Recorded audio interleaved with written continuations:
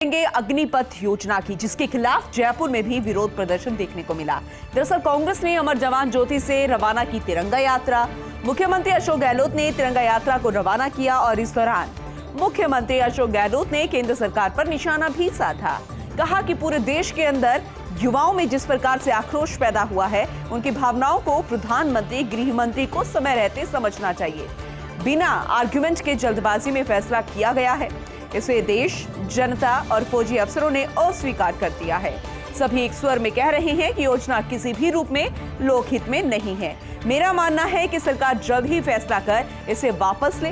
कांग्रेस इसका पुरजोर विरोध करेगी। कांग्रेस के वरिष्ठ नेता और बड़ी संख्या में कार्यकर्ता इस दौरान मौजूद रहे। लेकिन आपको ये भी जानकारी दे दे कि तीनों सेनाओं के जो अधिकारी थे, दिग्गज थे, उन्होंने साझा कॉन्फ्रेंस की, सामने आए और इस पूरी स्कीम के बारे में जानकारी दी। लेकिन उन्होंने ये साफ कर दिया है कि जो ये योजना है, ये स्कीम है, ये वापस नहीं ली जाएगी और इसी के तहत जो भी युवा इस तरीके के प्रदर्शन कर रहे हैं, आगजनी कर रहे हैं, उनको इस योजना में कभी लाभ नहीं मिल पाएगा। लेकिन पूरे देश भर में कांग्रेस इसका विरोध कर रही है। राजधानी जयपुर में भी विरोध देखने को मिला। कांग्रेस ने अमर जवान ज्योति से तिरंगा यात्रा आज रवाना की सुबह और मुख्यमंत्री अशोक गहलोत ने इस तिरंगा यात्रा को रवाना किया। और इस दौरान मुख्यमंत्री अशोक गहलोत ने केंद्र सरकार पर निशाना साधते हुए कहा कि पूरे देश के अंदर युवाओं में जिस प्रकार से आक्रोश इस योजना को लेकर नजर आ रहा है, उनकी भावनाओं को प्रधानमंत्री भी, गृह मंत्री भी समय रहते समझ लें। बिना आर्ग्यूमेंट के, यानी कि कोई बहसबाजी नहीं, कोई इस पर विचार विमर्श नहीं, ये जल्दबाजी में फैसला लिया गया है।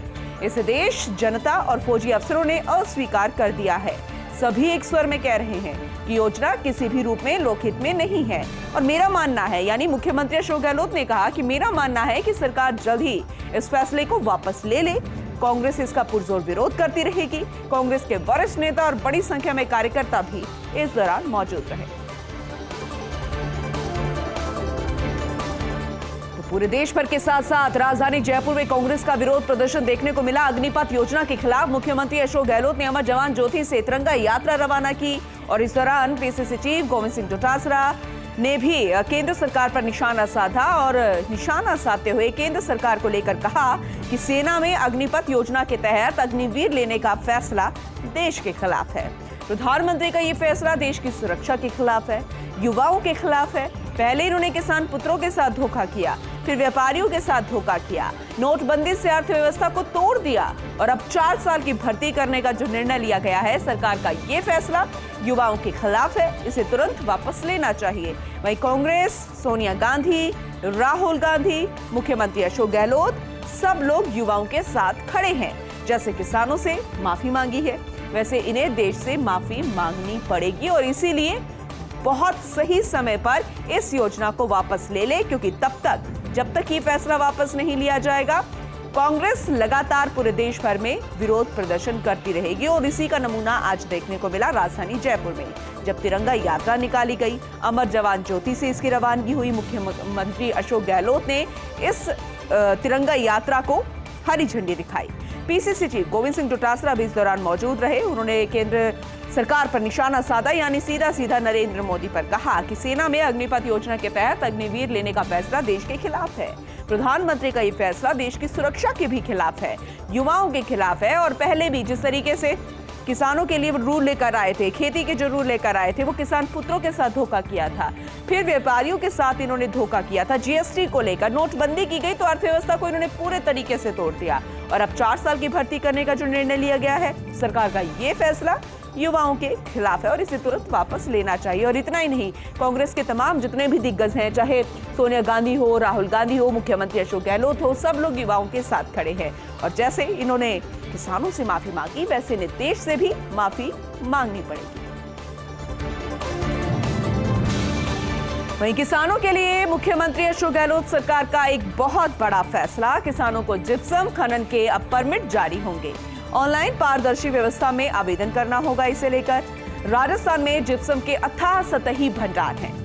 दलहन, तिलहन, गेहूं पैदावार बढ़ाने में जिप्सम बेहद उपयोगी है। डीलरशिप और ईटीपी प्रक्रिया भी आसान इससे बन गई। श्री गंगानगर, हनुमानगढ़ जिलों के लिए अलग से इसे लेकर आदेश जारी होंगे।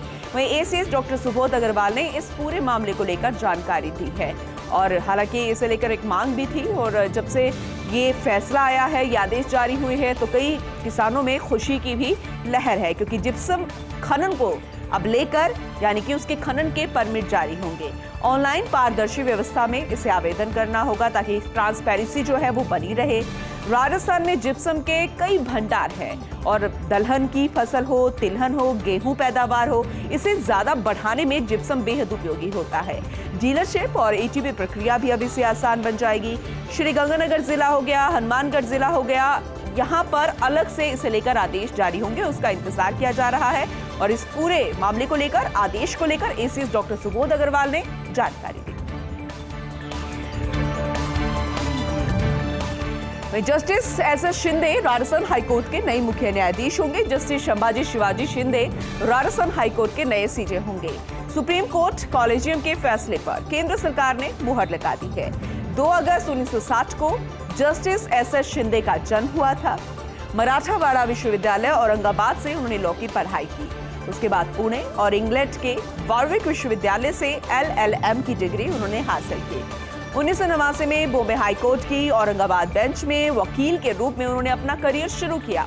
उसके बाद 17 मार्च 2008 को बॉम्बे हाईकोर्ट में जस्टिस के रूप में उनकी नियुक्ति हुई। 1 अगस्त 2022 को सेवानिवृत्त होंगे सीजे SS Shinde.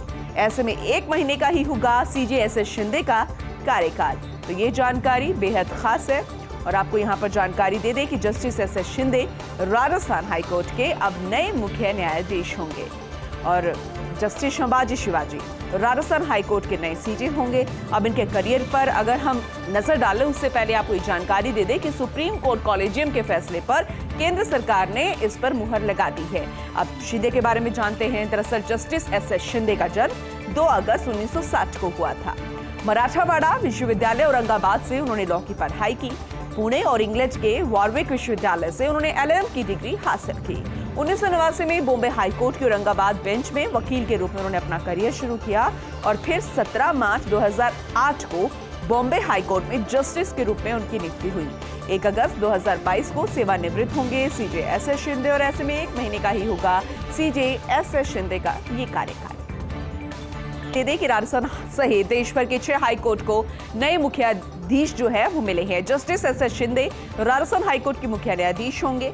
Justice Satish Chandra Sharma Delhi high court के मुख्य न्यायाधीश होंगे। जस्टिस विपिन सांघी उत्तराखंड हाईकोर्ट के मुख्य न्यायाधीश होंगे। वहीं जस्टिस अमजद ए सैयद हिमाचल प्रदेश हाईकोर्ट के मुख्य न्यायाधीश होंगे। जस्टिस RM छाया गुवाहाटी हाईकोर्ट के मुख्य न्यायाधीश होंगे।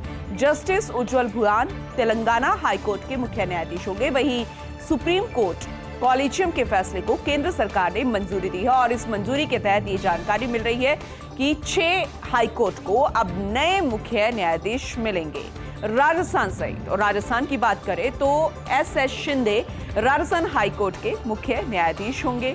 तो वहीं जस्टिस सतीश चंद्र शर्मा दिल्ली हाईकोर्ट के मुख्य न्यायाधीश होंगे। अगली कड़ी में जस्टिस विपिन सांघी का भी नाम है जो कि उत्तराखंड हाईकोर्ट के मुख्य न्यायाधीश होंगे। वहीं जस्टिस अमजद ए सैयद हिमाचल प्रदेश हाईकोर्ट के मुख्य न्यायाधीश होंगे।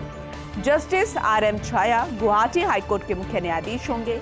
जस्टिस उज्जवल भुयान तेलंगाना हाईकोर्ट के मुख्य न्यायाधीश होंगे और सुप्रीम कोर्ट कॉलेजियम के फैसले को केंद्र सरकार ने भी मंजूरी दे दी है। वहीं मुख्यमंत्री अशोक गहलोत के भाई के घर सीबीआई कार्रवाई का प्रकरण जिसमें RLD के राष्ट्रीय अध्यक्ष जयंत चौधरी ने केंद्र सरकार पर निशाना साधा है और कहा कि आज देश में कोई संस्था बची ही नहीं। ऐसे समय में जो मुख्यमंत्री अशोक गहलोत दिल्ली में संघर्ष कर रहे हैं उस समय इस तरह की कार्रवाई छोटी मानसिकता का परिचय है। पहले विपक्ष के नेताओं की इज्जत होती थी, सरकारें उनसे राय मशविरा किया करती थी, लेकिन अब बहुत ज्यादा गिरावट आ गई है। ऐसे में आने वाली सरकारें इसे लेकर और आक्रामक होंगी। इन्होंने देश में एक नई परंपरा शुरू कर दी है जो कि बेहद गलत है। तो ये पूरा मामला जो है मुख्यमंत्री अशोक गहलोत के भाई के घर सीबीआई कार्रवाई को लेकर है। इस प्रकरण को लेकर RLD के राष्ट्रीय अध्यक्ष जयंत चौधरी ने केंद्र सरकार पर निशाना साधा है और कहा है कि आज देश में कोई संस्था नहीं बची। ऐसे समय में जो मुख्यमंत्री अशोक गहलोत दिल्ली में संघर्ष कर रहे थे उस समय इस तरह की कार्रवाई करना छोटी मानसिकता का परिचय देती है। पहले के समय में जो सरकारें थी वो विपक्ष के नेताओं की इज्जत करती थी, उनसे राय मशवरा लिया जाता था, लेकिन अब बहुत ज्यादा गिरावट देखने को मिल रही है। ऐसे में आने वाली सरकारें इसे लेकर और ज्यादा आक्रामक रुख अपनाएंगी, जो कि सही नहीं होगा और इन्होंने देश में एक नई परंपरा शुरू कर दी है, जो कि बिल्कुल गलत है। वहीं अंतर्राष्ट्रीय बाजार में कच्चे तेल की कीमतों में हल्की राहत देखने को मिल रही है। दरअसल आज अंतर्राष्ट्रीय बाजार में कच्चे तेल की 106.96 डॉलर प्रति बैरल रही। पिछले 5 दिन में करीब $14 प्रति बैरल की दरों में कमी आई है। इस कमी से भारतीय तेल कंपनियों को भी राहत मिलेगी। अभी तक भारतीय तेल कंपनियों के सामने महंगी दर पर तेल आयात करना एक बहुत बड़ी चुनौती थी। ऐसे में HPCL और BPCL की सप्लाई में भी सुधार है। रिलायंस और नायरा के प्रदेश में ड्राई हुए पंप पर आंशिक सप्लाई शुरू कर दी गई। अंतर्राष्ट्रीय बाजार में तेल के दाम गिरने से अब सप्लाई के हालात जो है वो सुधरेंगे, इसका अंदाजा लगाया जा रहा है। लेकिन थोड़ी राहत कच्चे तेल की कीमतों में देखने को मिल रही है। अंतर्राष्ट्रीय बाजार की हम बात कर रहे हैं। आज की बात करें तो कच्चे तेल की दर 106.96 डॉलर प्रति बैरल रही। पिछले 5 दिन में करीब $14 प्रति बैरल की दरों में कमी आई है और इस कमी से भारतीय तेल कंपनियों को भी राहत मिलती नजर आएगी। अभी तक की बात करें तो भारतीय तेल कंपनियों के सामने महंगी दर पर तेल आयात करना एक बहुत बड़ी चुनौती थी। ऐसे में HPCL और BPCL की सप्लाई में भी सुधार। रिलायंस और नायरा के प्रदेश में ड्राई हुए पंप पर भी आंशिक सप्लाई शुरू। अंतर्राष्ट्रीय बाजार में तेल के दाम गिरने से भी सप्लाई के हालात आने वाले समय में सुधरेंगे। प्रदेश के लाखों शिक्षकों को शिक्षा विभाग ने एक बड़ी राहत दी है। दरअसल 21 जून को विश्व योग दिवस पर शिक्षा विभाग ने राहत दी कि अपने नजदीकी ही स्कूल में शिक्षक योग दिवस पर शामिल हो सकेंगे। शिक्षकों को कार्यरत स्कूलों में जाने के फैसले से छूट दे दी गई है। 24 जून तक स्कूलों में ग्रीष्मकालीन अवकाश है और ऐसे में प्रदेश के शिक्षकों ने शिक्षा विभाग से मांग की थी कि नजदीकी स्कूलों में ही कार्यक्रम में शामिल होने की उनकी मांग को स्वीकार किया जाए और इस स्वीकार को फिलहाल ये जो मांग थी उसे स्वीकार कर लिया गया है। प्रदेश के लाखों शिक्षकों को अब इस शिक्षा विभाग ने बहुत बड़ी राहत दी है। दरअसल 21 जून को विश्व योग दिवस मनाया जाएगा, जो कि हर साल मनाया जाता है और इसे लेकर एक मांग थी शिक्षकों की, क्योंकि छुट्टियां चल रही है कि उन्हें उनके नजदीकी स्कूलों में ही इस दौरान भेजा जाए कार्यक्रम के तहत। तो शिक्षा विभाग ने इस पूरी मांग को देखा, जायज मानते हुए इसे स्वीकार किया है और अपने नजदीकी स्कूल में ही अब शिक्षक योग दिवस पर शामिल हो सकेंगे। दरअसल 24 जून तक स्कूलों में ग्रीष्मकालीन अवकाश चल रहे हैं और ऐसे में प्रदेश के शिक्षकों ने शिक्षा विभाग से मांग की थी। इस मांग को स्वीकार कर लिया गया है।